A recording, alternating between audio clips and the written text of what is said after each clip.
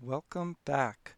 This is Wesley Shantz with more Out of the Ground, reading The Book of Dust by Philip Pullman. This episode 2, Sanctuary. We'll be covering 2 chapters this time, and not just for efficiency's sake, but in view of a structuring principle that is detectable in Pullman's longer books in the series. Seems that mostly we have chapters that alternate between shorter and longer. I noticed this first in the Amber Spyglass, and it looks like it's true at least for the first half or so of La Belle Sauvage. And I think this will help us too for interpretive purposes. It gives us more to talk about when there's not as many obvious references outside of the text. There's things within the text that we can see ideas bouncing off of each other in some interesting ways as they're presented in a coupled fashion. So what can we make of Chapter 2 being called the Acorn and Chapter 3 Lyra? Quite a lot, I think you'll agree. Pullman, narrating closely from Malcolm's perspective, will directly compare the two towards the end of the reading.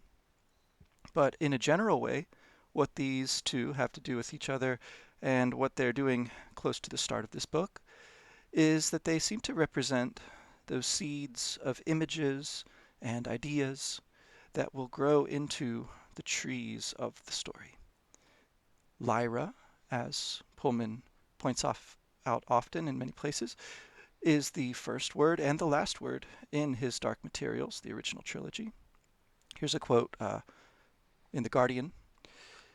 The name came originally from a misunderstanding. Pullman told The New Yorker, so actually from The New Yorker, quote, there was a hymn I particularly liked called Jesus Christ is Risen Today, Alleluia. And under the number of the hymn, printed in small italics, was usually the name of the author. In this case, the name there was Lyra Davidica. It was, he thought, a good name. And he goes on, in fact, what Lyra Davidica means is the harp of David. Lyra is a Greek word for a musical instrument like a harp.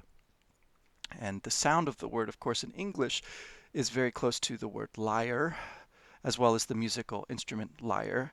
And this coupling of art, music, poetry, song, on the one hand with fiction, ficticity, lies, storytelling, on the other becomes very important to Lyra's character and the themes of that first series and, of course, this as well.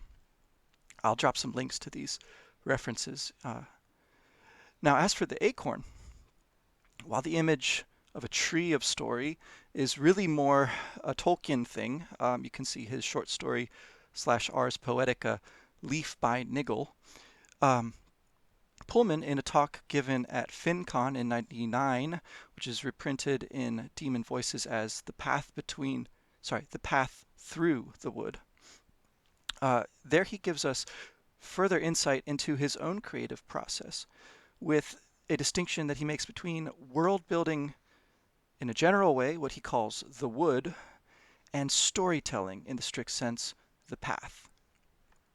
Interestingly, this is also one of those handful of occasions I mentioned where he'll talk about collaboratively coming up with ideas with his family. And this is in Daemon Voices, page 94. I meant to have this open, but it's going to take me a second here. All right, here it is. I've got Daniel here taking his second breakfast nap, of course. All right, here it is. Around this time, when he was writing the Amber Spyglass, we're getting set to, my son Tom and I spent a morning walking around Lake Bled in Slovenia, talking about the problem of creatures with wheels, the mulefa they'll become. He was 15 then. That's about Lyra's age, in Lyra's Oxford, I believe. I don't usually talk about my books till they're finished, but this wasn't the path, it was the wood. That's all right, I can talk about that. We decided that either there had to be a connection or there had to be no connection. It's very resonant with the theme of whether there is meaning in the world that we'll get in the Secret Commonwealth, and that starts in those little books. I'll skip a bit the technical stuff here. I felt another idea coming, and I wanted to go for detachable wheels. Were they made or were they natural? Where does math and science come from? Is it discovered or is it invented? Where do story ideas come from? Uh, there were a lot of trees around us as we walked along the lakeside, and the idea of seed pods almost fell on my head. Very large ones, flat and perfectly circular, very hard, with a soft place in the center through which a claw could be inserted for an axle. I like the idea of symbiosis, the creatures depending on the trees that produce the seed pods, the trees depending on the creatures to spread their seeds for them.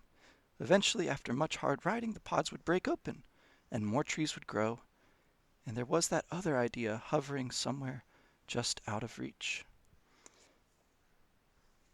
So maybe it's a coincidence. But wouldn't you know, Chapter 2, The Acorn, picks up with filling in some of the backstory of the ex-Lord Chancellor that we just met in the terrace room and names him Thomas. Besides Pullman's son, Tom, there's the traditional doubting Thomas of the scriptures and the Gnostic Gospel of Thomas as well.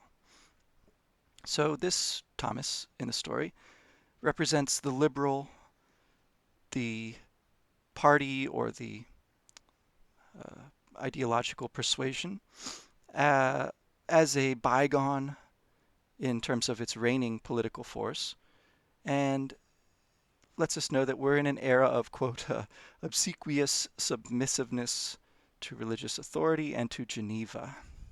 Now, in the world of the story, there was a Pope, John Calvin, we're told early in the Golden Compass, and also we must imagine some analog to the Prime Minister, Margaret Thatcher, if we're in the late 80s, which it seems we are in the time of La Belle Sauvage. But we know that Thomas Nugent, the ex-Lord Chancellor, is a liberal already because he was using that Anbaric, i.e. electric, car, and carpooling no less, with two other men to get to the trout. We learn their names later. The scholarly-looking man, George Papadimitriou, and then I'm going to make a correction now. The third man is called Adnan al-Qaisi, not, I think I said, al-Kindi, mistaking him with the famous Arabic Islamic philosopher. Then we get the key word for Thomas Nugent, surreptitious. His name is a bit ironic, I think, because he's no Nugent. He is yesterday's man, of no interest. And in fact, of course, just like when people conspicuously take no interest in one another, there's something behind this. He directs what is essentially the Secret Service of the Crown, the government. And we'll see Malcolm himself become a kind of James Bond in subsequent books. His work is frustrating the authorities by any means, by ingenuity, by courage, and by luck. And we'll see each of these in play in these chapters.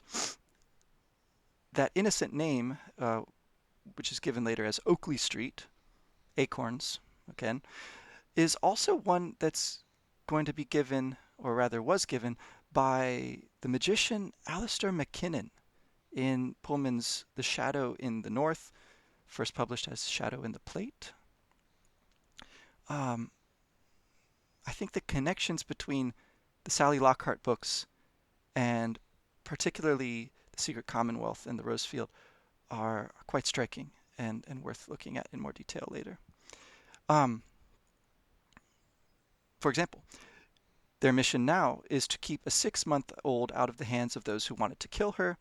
This is very like the premise of the third Sally Lockhart book, The Tiger in the Well, where Sally's trying to protect her child from old enemies. And this is going to give the impetus to the plot throughout La Belle Sauvage. Now, as readers, we know that Lyra survives, of course. The interest, the intrigue, is in finding out just how. And we know that Nugent and his party are not entirely successful because politics by Lyra's time in the Golden Compass is, if anything, even more beholden to the religious authorities, more craven. Uh, this is going to be a trend that continues more or less through the later books as well, that religious authority is continually reasserting and growing its power.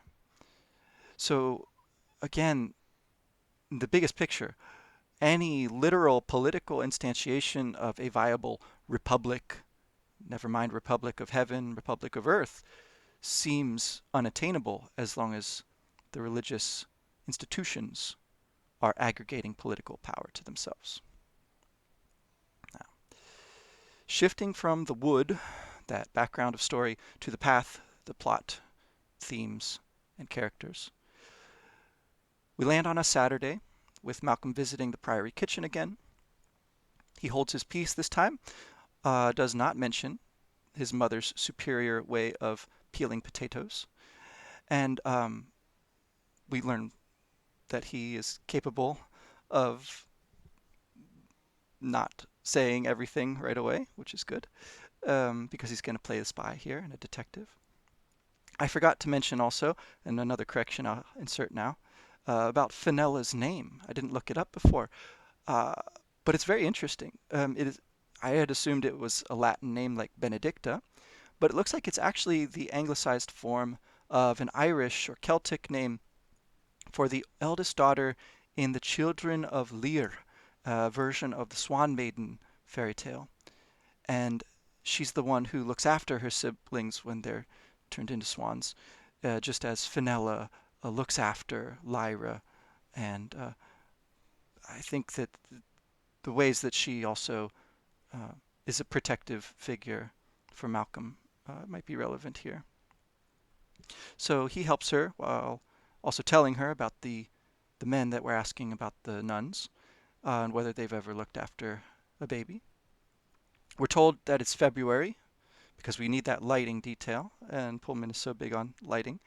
Uh, so we can also calculate here if Lyra is now about 6 months old, then her birthday should be sometime in August. So we're getting a little bit of a chronology going. Not that far off from Midsummer's Day, when she and Will meet on the bench, famously at the end of Amber Spyglass. I don't know that we see her do that in this series, however. Keep that promise. Or celebrate her birthday, for that matter. As with the rhubarb pastry, we see Fenella has a belief in the importance of putting a cross in the bottom of the Brussels sprouts, the sign of the Savior, to keep the devil out. She tells him, and he believes it when he's younger, but now he knows from talking to his mother that really it just helps the vegetables to cook through. If you want to call that keeping the devil out, his mother says, well, she's a sweet-hearted old lady, and if that's what she wants to think, who are we to disabuse her? On the wanting to aspect of belief, I think we should note here a really interesting remark that Pullman makes, again, about music, the music of Bach this time. It appears in a documentary by John Eliot Gardner, the great interpreter of Bach. A Passionate Life, it's called. And the quote comes early in the documentary. He says, this is Pullman speaking, "Such splendor and wonderfulness would, on its own, convince me that there was a God, if I felt inclined to take that conclusion." So, for Pullman, belief is, at least in some sense, a function of the will, of wanting to, of feeling inclined. And I think that's very interesting, because, of course, the important counterpart to Lyra, to the poetic, to the storytelling, is will in those earlier books. Will, of course, representing, or it's at least easy to allegorize here, the force of the personality, the force of intention, of willpower, in short.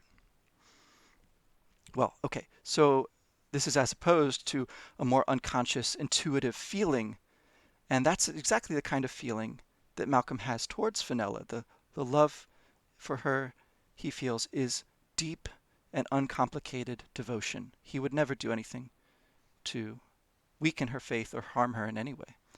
Um, Presumably she feels the same towards him. It's reciprocal. And this phrase, that deep and uncomplicated devotion, is not that different from a phrase that we find early in the Golden Compass, where Lyra is conspicuously without a benevolent caretaker figure, at least as far as she's aware. And she observes the Egyptian mothers particularly, but the Egyptians as a whole, loving their children with an extravagant love. Not just their biological children, but all of the children that they can see running and playing in the streets. And it's just one of the most beautiful evocations of a caretaking sort of love. And of course they go and they rescue the children from the gobblers. Then we see Will and Lyra's love throughout that first series, which is deep and in some ways at least uncomplicated, at least at first. And then as that becomes more complicated, that's, I think, somewhere close to the root of a lot of what drives the plot in particularly the second and third books in the Book of Dust. And we'll hear more about this in The Secret Commonwealth. We'll get there very soon. And of course, the very complicated, very problematic, very challenging love that it emerges that Malcolm has for Lyra when they're both a bit older, versus the very seeds of that love, which we see in these chapters. So we'll have to look at that trajectory over the course of these books. The ways in which one kind of love can change into another, I think, are quite important. So obfuscations of chronology continue because what is called the other night in the US print version that I have here is called Last Night in the UK audio version that I was listening to. Why would you make that change? Except to confuse the reader, to make less clear the chronology, to prevent readers like me from trying to pin down when things happened. Anyhow, whenever it was recent, and Malcolm is curious. What's going on with this baby, this infant, as we keep saying? The emphasis on the word infant will continue. Malcolm's mother will point it out. And for me, this rings a bell with John Milton, of course, the great poet who inspired the name of his Dark Materials, much of the themes. But this time it's an earlier poem of Milton's, one of his first, On the Morning of Christ's Nativity, it's called. And the reason this sticks in my head is not because I'm such a great reader of Milton's obscure poetry, but because I did listen to the Yale Open Course on Milton by John Rogers. And in that course, he makes a big deal of this word infant as far as its root meaning goes of not speaking, not capable of speech, infans in Latin. The transition from Milton's Latin poetry to English is a big thing. The artfulness and the self-consciousness with which Milton is setting himself up as a future great poet is a big thing. And I'll just read the couple of stanzas where the word actually appears in the poem, because it's quite a long poem. The word infant appears twice outside of the... twice. First in the third stanza, and again in the third to last stanza. So here they are. Say, heavenly muse, shall not thy sacred vein afford a present to the infant God? Hast thou no verse, no hymn, or solemn strain to welcome him to his new abode? Now, while the heaven by the sun's team untrod hath took no print of the approaching light, and all the spangled host keep watch in squadrons bright. And then here's the third to last stanza. He, being Satan, he feels from Judah's land the dreaded infant's hand. The rays of Bethlehem bind his dusky eyne, nor all the gods beside longer dare abide, not Typhon huge ending in snaky twine. Our babe, to show his godhead true, can in his swaddling bands control the damned crew. I'll just note in passing the word spangled for reasons that will become apparent later. It's a very important one for Malcolm. And the reference to Typhon is possibly alluding to a really conspicuous speech of Socrates in Plato's Phaedrus, where he compares himself to the monstrous being um, in the context of not knowing his own essential nature, or at least rhetorically questioning it for the purposes of the philosophical dialogue, which is about writing, about truth, about memory, and the effects of writing versus speaking on the soul. So here, the image is wrapped in with the satanic host, the damned crew that Milton will sing of so much more in Paradise Lost, and with so much more apparent sympathy from a Blakean, Pullman-y sort of reading of that poem. Also, the mention of the snake and the association with Satan, the accuser, of course, brings us back to Genesis 2. And while Pullman tends to emphasize the dust and the mortality and the original sin doctrine that is gleaned from that very important myth, if we want to call it that, scripture, there's also another piece, almost a prophecy that is spoken in the course of the end of Genesis 2, involving the, am I in Genesis 2 or am I in Genesis 3? Maybe I'm getting mixed up. Anyway, at the end of the Garden Eden story, there's a speech by God in which he says that the descendants of Adam and Eve will have their heel bruised by the snake, but will crush its head. And so this is a image that we get for the baby, the infant Heracles, controlling the snakes. This is an image that becomes associated with Jesus Christ as the fulfillment of that prophecy and of a series of prophecies throughout the scriptures.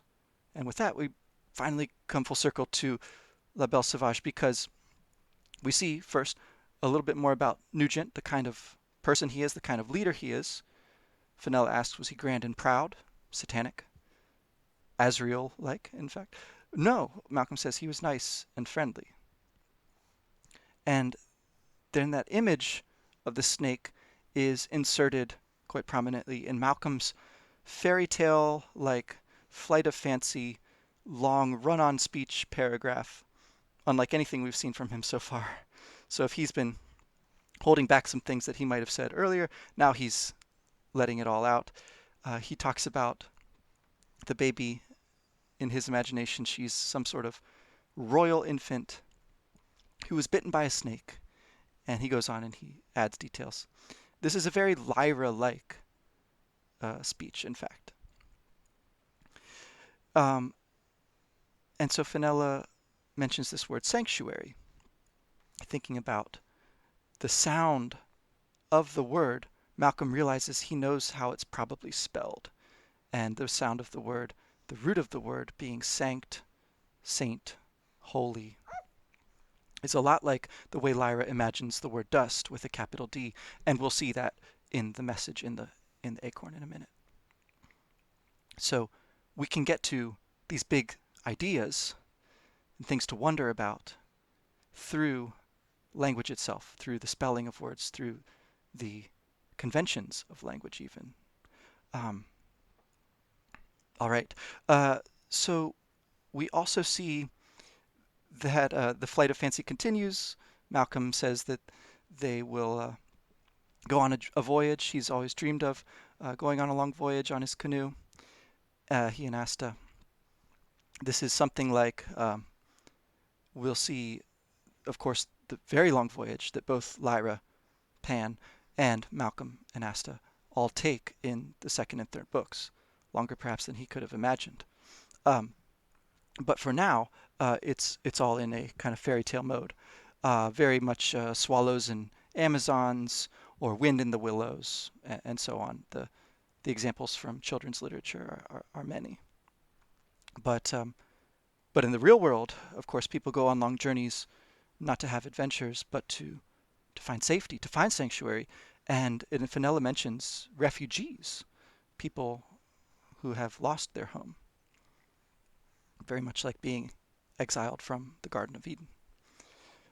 She mentions that colleges, some colleges, perhaps just Jordan College, the imaginary college, uh, are able to offer sanctuary as well. Um, Now, the problem arises of kids having adventures when the parents are concerned. And this is a problem that will have to deal with in The Subtle Knife, whereas Lyra, of course, does not, because she's an orphan. It's a problem for the storyteller, first and foremost. Um, and so Malcolm says that he wouldn't dare leave them, but when he does, if he did, he would send them a postcard. And this makes them laugh. A postcard, of course, appears at the end of Lyra's Oxford. It's sent by Mary Malone to one of her friends, and it shows locations from the story, from his Dark Materials. Just to throw in one last detail from this little scene, we see the dusty windows, the light coming through, and we note again that for all that her hands are raw and cracked, Fenella never complains when she soaks them in the water and they must hurt. Um, this is just something that Malcolm stores up and remembers.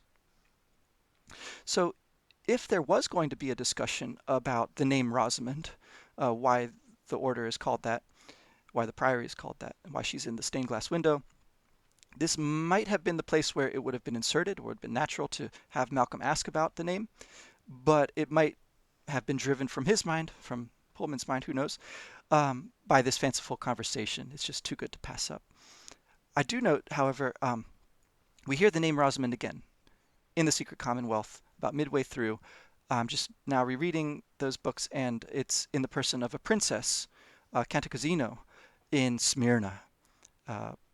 Important, albeit minor character, whose given name is Rosamond. And so maybe if Pullman forgot he was going to have it put in here, he puts it in there to make up for it. I'm not sure.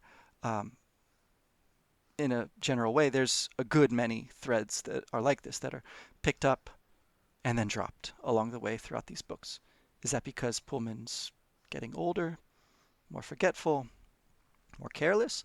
Or is it because it's part of the nature of this kind of story to be a bit looser and not tie up every loose end?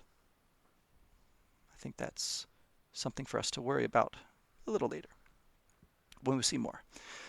All right, so promised that we would see some ingenuity, some courage, and some luck. The first I think that we see is the luck. We'll see a lot of it, in fact, plus that surreptitious ingenuity and that courage soon. Malcolm goes out to get some paint for his canoe. He wants red paint for red letters. And he goes along the Duke's Cut, so a canal. It has to pass through some locks, and there's regulations about this. The lock master will not raise or lower the water just for him. He has to wait, but luckily there's a boat that's going through. I think it's an Egyptian boat, actually. Anyway, he tells him that he's going fishing, which is a lie, but it's sort of true if by fishing we are thinking metaphorically. Again, the imagery of going on a journey by boat in Pullman specifically appears in his very first book at the very end of The Haunted Storm, actually at the very beginning as well. It appears in his second book, Galatea, very prominently. The climax of that book takes place on a boat at night. And of course, when he talks about writing, what writing means, he talks about it in terms of fishing on a boat at night. This is part of why he doesn't like to talk about his stories as he's writing them. In another place, the image that he gives is that of a butterfly still in its cocoon. So there's something private, there's something secret, surreptitious even, that's happening.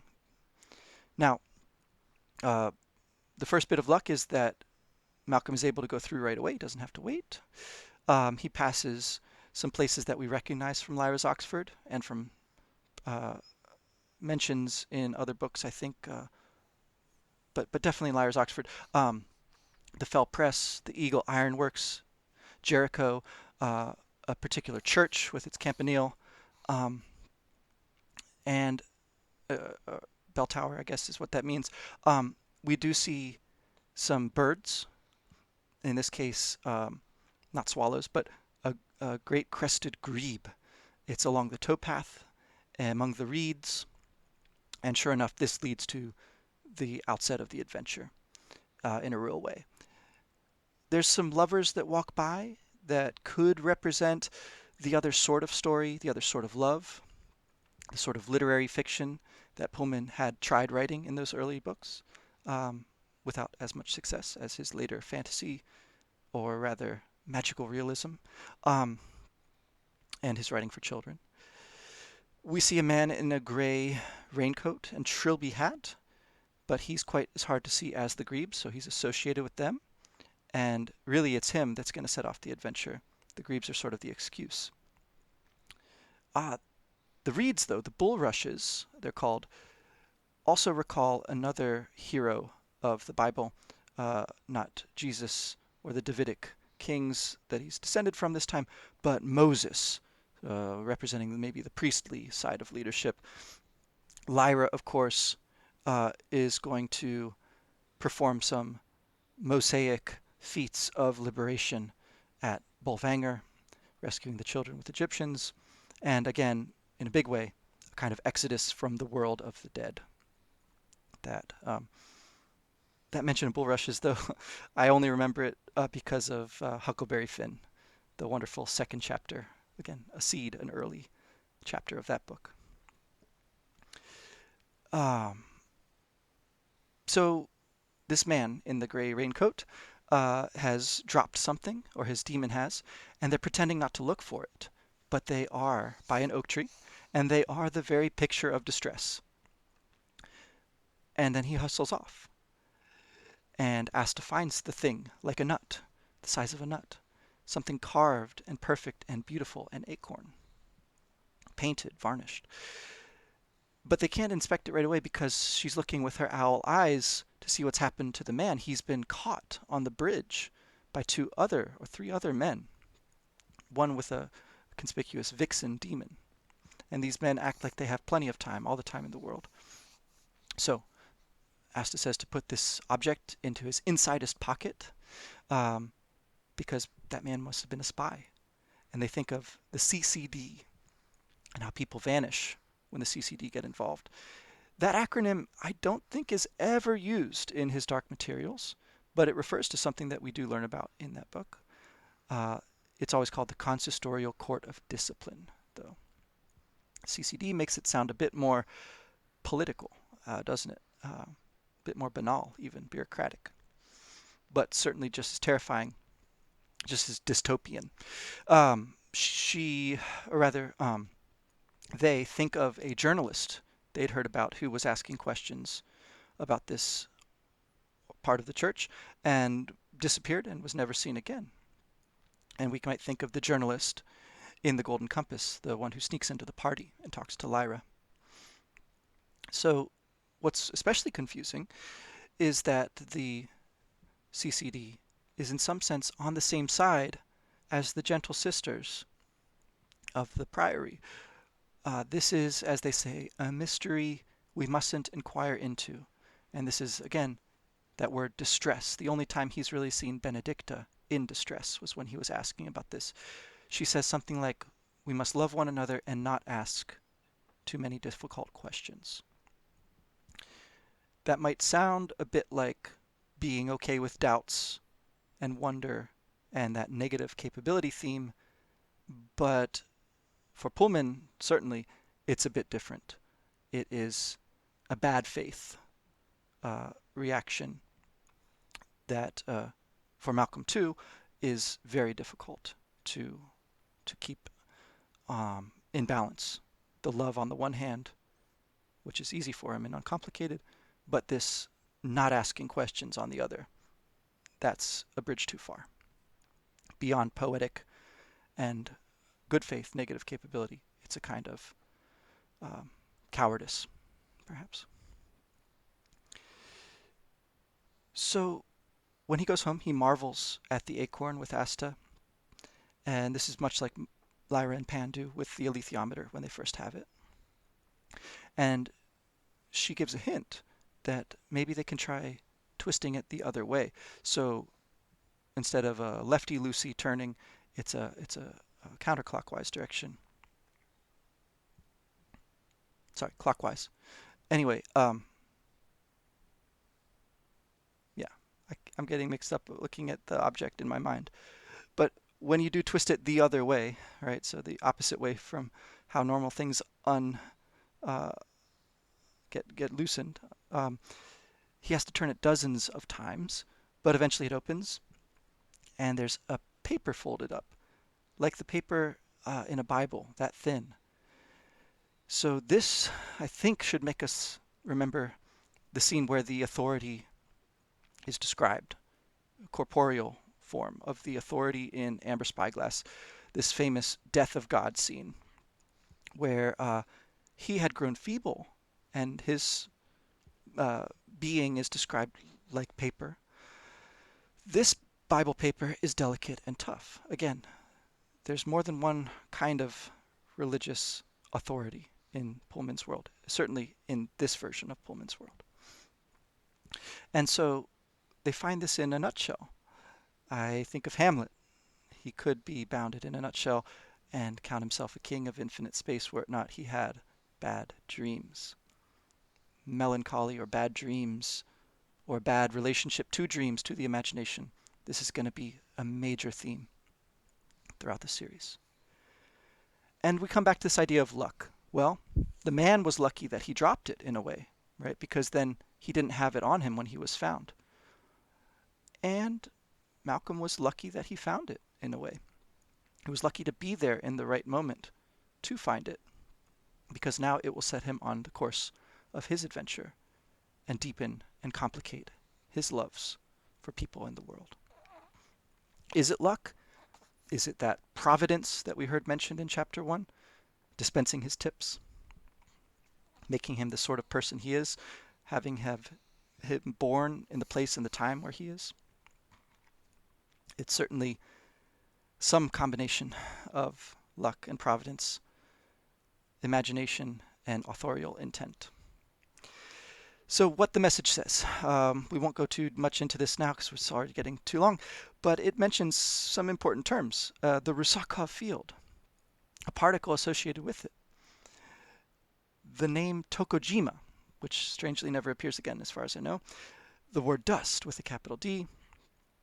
This is a dangerous thing to be asking about, we know. But they theorize that it's something like a magnetic field. We believe that the alethiometer might help. And we know that the other side is starting to inquire along these lines as well. So the alethiometer, like convalescing, is a word that Malcolm will need some help with. Again, Tokojima, never mentioned again. We can speculate all we want there. But the idea of a field, of course, becomes very prominent in the trilogy, with the final book being called The Rose Field, playing on the idea of a field in the magnetic sense and a field in the garden sense.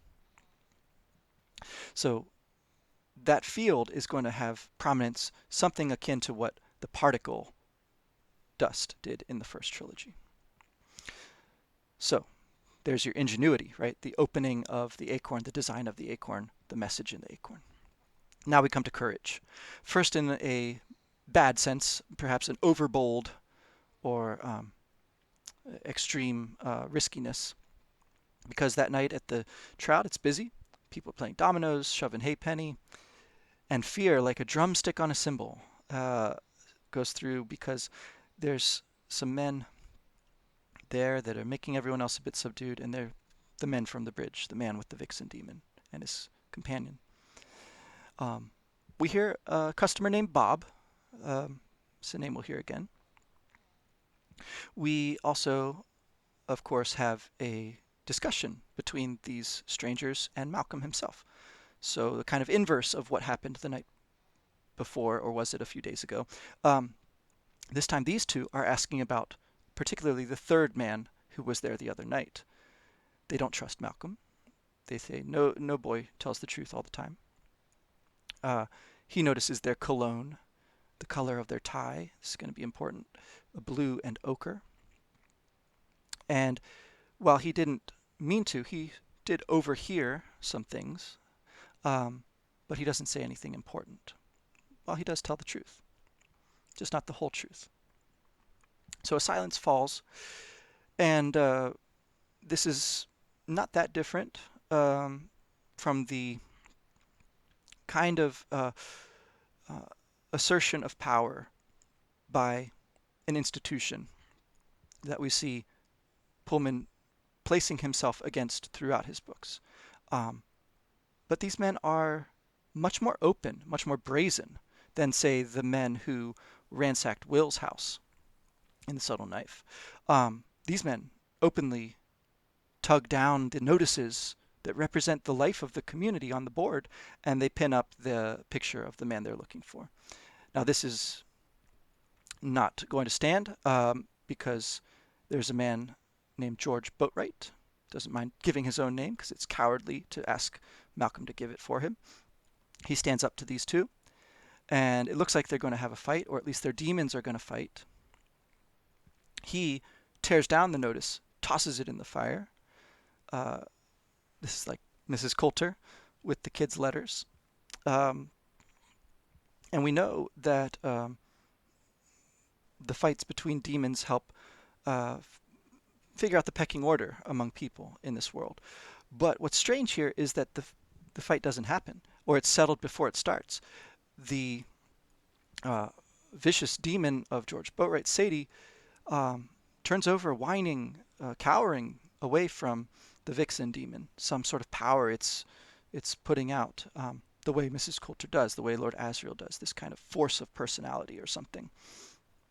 Or perhaps, in this case, an awareness that what George Boatwright is up against is not just this man, but this entire edifice that he represents. So he is dominated, and his demon draws blood from his own hand as he pulls her back. He is an abject prisoner, like Santalia in the Fortress of Svalbard. So there's a bit of world building here, the powers of demons, the physical form they have, the way that they are connected to their people. But we're wrong if we think that he's actually going to remain the prisoner, because the first thing we're told in chapter 3, contrary to what everyone believed, he escaped. He wasn't entirely dominated. Once he was outside, he scarpered, he vanished, and everyone agrees it's better not to ask where he is. Again, there's this mood of being subdued. It's not the normal world that Malcolm is familiar with, the interesting and happy world of his innocence up to this point. So he's puzzling over the connection between the infant, as yet unnamed, although chapter 3 is called Lyra, we know who she is, that connection to acorns, just as we were thinking about for this episode. He's watching the oak in the piazza outside the chandlery where he's bought his red paint, and he's looking for the man whose acorn he found. He's under cover of looking for cords for making a lanyard. We get the specific length, 8 fathoms. And the owner of the chandlery, or the shopkeep, is called Mrs. Carpenter. Everyone. It's related to woodworking here. It's one of Pullman's hobbies. She has a drake demon, and he realizes that if he can't trust her, he's not going to get very far on his adventure. So he does, and he tells her about the man. And maybe it's the mention of his gray coat, but he tells her enough anyway that she makes the connection. Or maybe it's the mention of the towpath. She seems really concerned about the towpath. She pulls out the paper, and this man was found dead. It is him. His name, also Bob, or Robert Luckhurst. So again, that luck ambiguity there. Or apparently drowned. He was a scholar at Magdalen is how it's pronounced, college, a historian. And Malcolm starts to lie at this point. He lies about how long ago it was that he saw him, to try not to line up the dates. He lies about the way in which the man lost the object and what sort of object it was exactly. It's just an ornament. Of course, he doesn't mention the message inside. And then he worries that maybe he's um, told too much of the truth. Maybe he's too good of a liar. He shouldn't do it too often. He should have just said he was waiting for a friend. But then Asta points out she wouldn't have told them about the man. They would have been stuck. So trust was right in this case, it seems. And anyhow, she would have been more worried and especially remembered if he had tried to play it off in that way. They wonder, they think more dark thoughts, if the man might have killed himself, or if he might have been tortured or killed by the CCD. So now Malcolm is studying the message, writing the message out so that he doesn't have to fold and unfold the paper too much. He's wondering what it means to ask this question, to try to measure this mysterious field or particle or whatever it is, and this dust with a capital D. Of course, this is the nature of dust. What it represents is the central question of the first trilogy, and ostensibly going to be important to this one too. It's called the Book of Dust, and yet, after all, we do end up getting more interested in the field rather than the particle.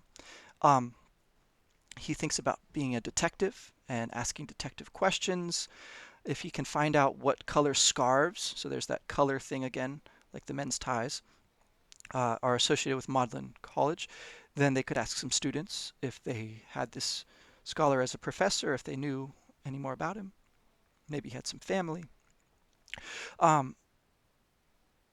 The Egyptian knots also along that scarf line are going to be important in the Secret Commonwealth.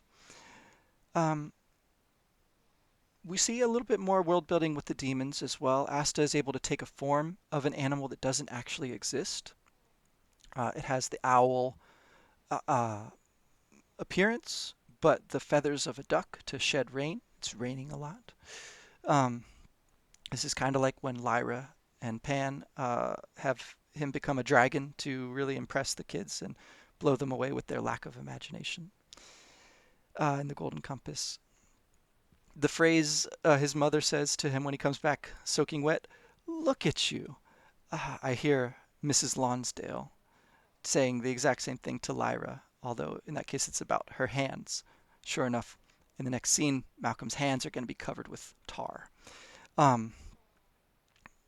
There's the excitement that Malcolm has missed of a famous visitor, Lord Asriel himself, no less, the father of that infant, stop calling it an infant, his love child with a man, a woman whose husband he killed.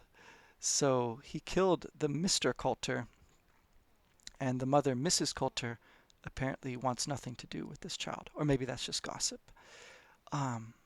Again, we're told the baby is about 6 months old. No one talks like that. Stop calling it an infant. Why is it not a matter for the police? Well, it was a matter of honor. There was a court case, and this was the outcome, that neither the mother nor the father want or are fit to take care of the infant, and so it seems a place is going to be found for her. 3 days later, the rain goes on. That deliberate vagueness on time continues. Malcolm, with the tar in his hands, comes to help and washes, but the tar won't come off. But they agree that it probably won't hurt either, and so he's kneading some bread. We learn that the baby's name is Lyra, and Fenella thinks, why didn't they name her a good saint's name? Well, we talked about that a little bit. Malcolm's concerned for the child, curious, wants to know, will she stay here until she's grown? And these are the sorts of questions we as readers have as well. What is going to happen? And interestingly, he also asks about the nun's capacity for caring for an infant. He vaguely understands that these are maiden ladies. They have never had children themselves. And Fenella remarks that he might be surprised how much they know.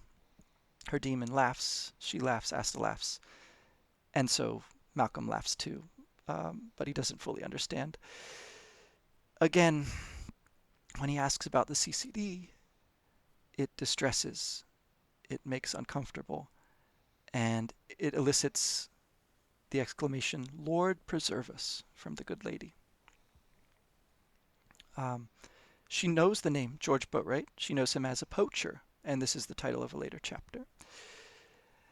And she does talk about the way in which Benedicta has stood up to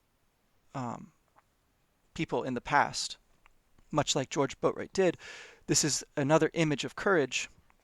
She calls Benedicta a brave lady, and that's kind of what Malcolm will say about the inspiration behind the name of his canoe, the Belle Sauvage, a bit later. So courage, in this sense, is something like standing up to authority when appropriate, but also has a strong a sense or undertone of doing so in order to protect others. And in this case, doing so in a way that doesn't undermine the authority itself, which is interesting. In fact, it's aligned with, in many ways, that authority, but on the level of love and protection rather than this shutting down of questioning per se. It's very complicated. I don't think I have it worked out. And I think that Pullman is quite brave, actually, to revise some of his more strident attacks on the church in this book. So, the final scene we get in chapter 3, as I mentioned, we meet Lyra. They go into the parlor where visitors are seen, and there's the smell of furniture polish, there's this miserable gray light, and the only piece of furniture in the room, a crib of oak, no less. And when he sees Lyra, he thinks how small, how perfectly formed, how real, which is a strange thing to say, especially in a book, but how real she is. And again, he doesn't say it out loud because he knows it's a strange thing to say. He compares her perfection, her perfect forming, to that of the small wooden acorn that they found, at least in his mind, or the narrator does. And they laugh again, just as he didn't understand why they were laughing exactly a minute ago. Now he gets Lyra to laugh, although she can't, of course, understand why per se. He does this by having an interaction in which he pretends to have the hiccups, as Asta pretends to feed the demon Pantalaimon. Pantalaimon changes from a bird to a tiger cub, and Lyra is picked up and looks around with lordly complacency. All right, we'd better wrap up here. Daniel does not have complacency among his general impulses. He's not really laughing a lot just yet. But okay, Malcolm is enchanted. He is delighted. She's perfect in every way. And he notes that the prohibition against touching another person's demon seems to extend even to infants. I'm sorry, bud. He would never dream of doing anything to upset the baby, Lyra, like with Fenella and her beliefs about the cross. He is her servant for life. So this is the shortest chapter in this book. We hear about the perfection of small things, and I'm not saying it's a perfect chapter, but at any rate, Pullman has some thoughts about the perfection of smaller pieces of writing. He calls haiku, I believe, in some places, more liable to perfection than longer poems. Sorry, bud. And he talks about Clockwork, one of his shorter books, being the most perfectly crafted of his writings, the one he would most like to be remembered for. And that's again in a Guardian article.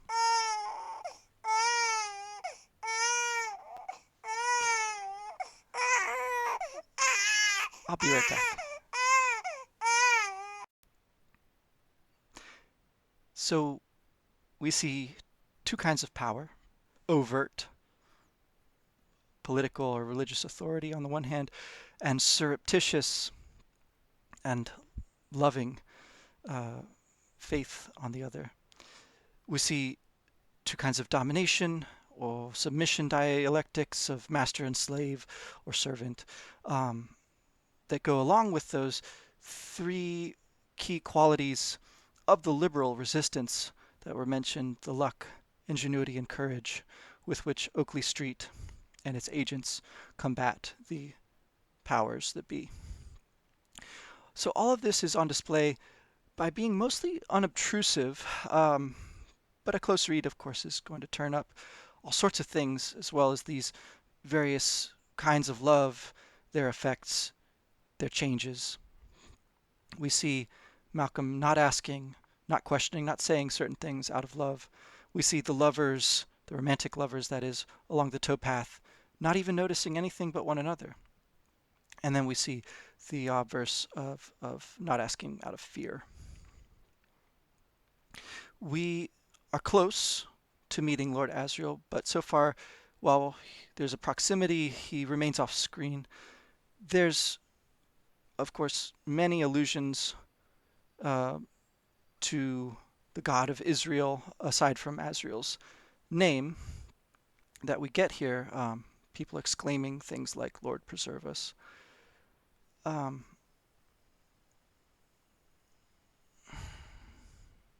my place. There we go. There's also those insistent mention of the number a dozen. It's in various ways, more than one dozen, half a dozen, but the word appears quite often, whereas elsewhere we get some deliberate vagueness as to chronology.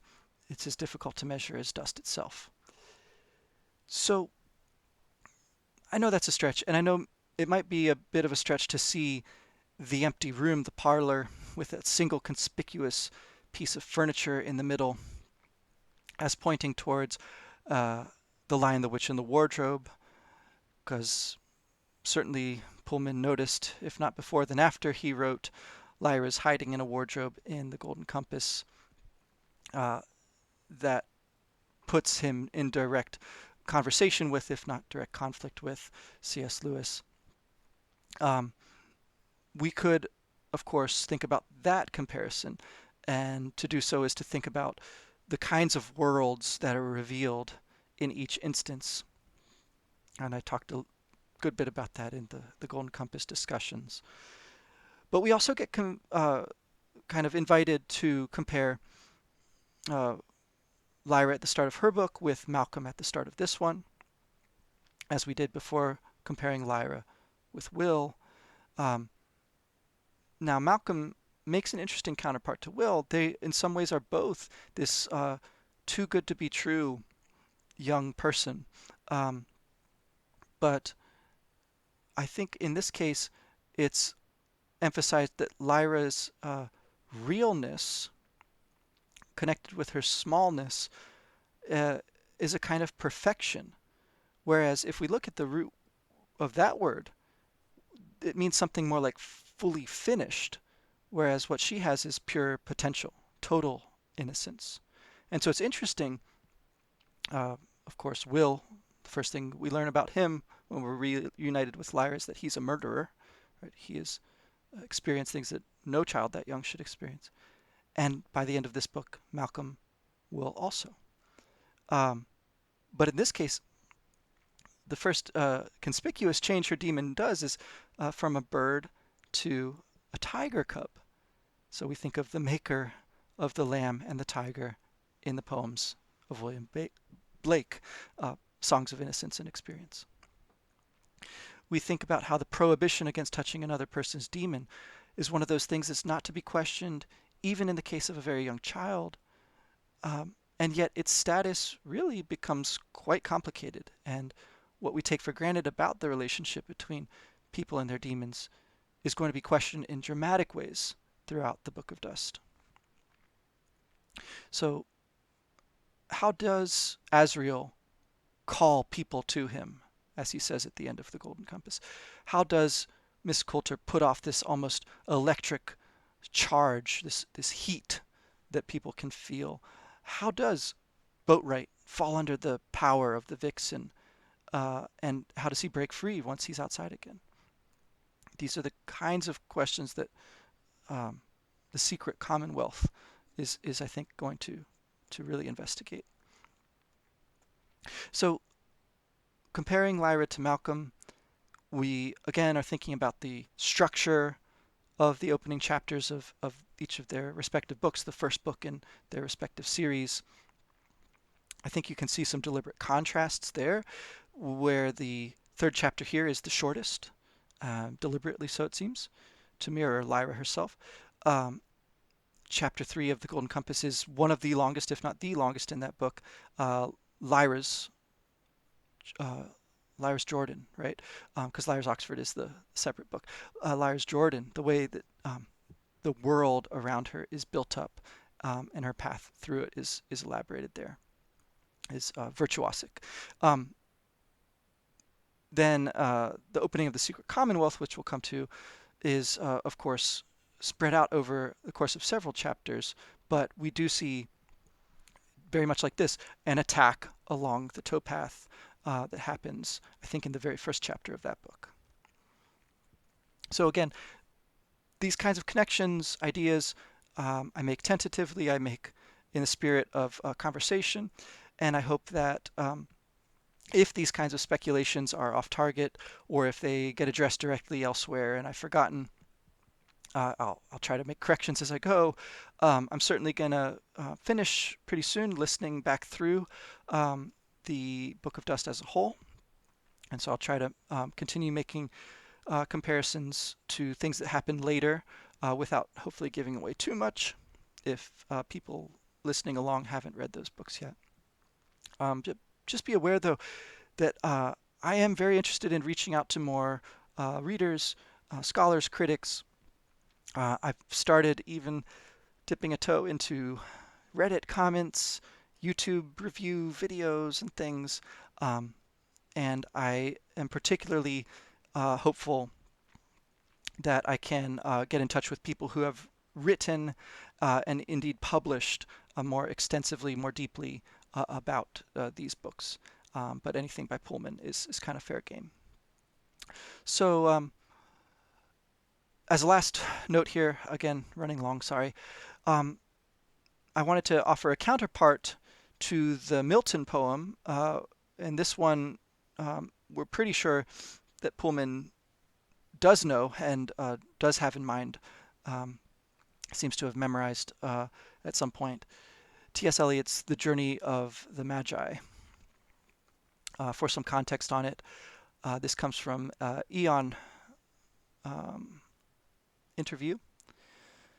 Although Pullman gained notoriety for excoriating religion after the publication of his book, The Good Man Jesus and the Scoundrel Christ, 2010, indeed I would say a bit earlier with his Dark Materials, including a pile of hate mail and threats of damnation, his personal memories of church are filled with the sonorities of the King James Bible and the Elizabethan Common Book of Prayer, used in Anglican services. Quote, "Lighten our darkness, we beseech thee, O Lord." It was a linguistic legacy that left him, quote, "prepared for poetry." And I think these are quotes from him, from Pullman. There was a transformative moment at a school concert when 6 older boys, quote, "big brutes with whiskers," came in and started chanting, "A cold coming we had of it, just the worst time of the year for a journey, and such a long journey." Pullman recites the rest of T.S. Eliot's Journey of the Magi, 1927, and the atmosphere crackles like the fire. I had no idea what this was. It sounded like a story, but there were bits of it that made my skin prickle, hair stand on end. He goes on to relish the valley, wet below the snow line, smelling of vegetation. In every fragment of poetry he recalls, either Eliot now or John Milton later, Pullman seems to have interiorized a mixture of lyricism and cinematic montage, very different from the misty make-believe of most fantasy writing. It's rather an invidious thing to say, but I like this pull quote quite a lot. As a teenager in Wales, I wandered through the woods, thinking that this was the Garden of Eden. I've always had a sense that behind the thing you see is something else. So that goes for Pullman's books as well, and his apparent relationship to religion. I think the poetic, rather than the dogmatic institutional, is a very helpful distinction to make in this regard. And it's one that I'll continue to argue for and uh, adduce evidence and interpretation from the books to support. Thank you again for listening. Thanks for putting up with what I hope is not too much screaming there. Um, and I will be back soon with the next couple of chapters. Take care.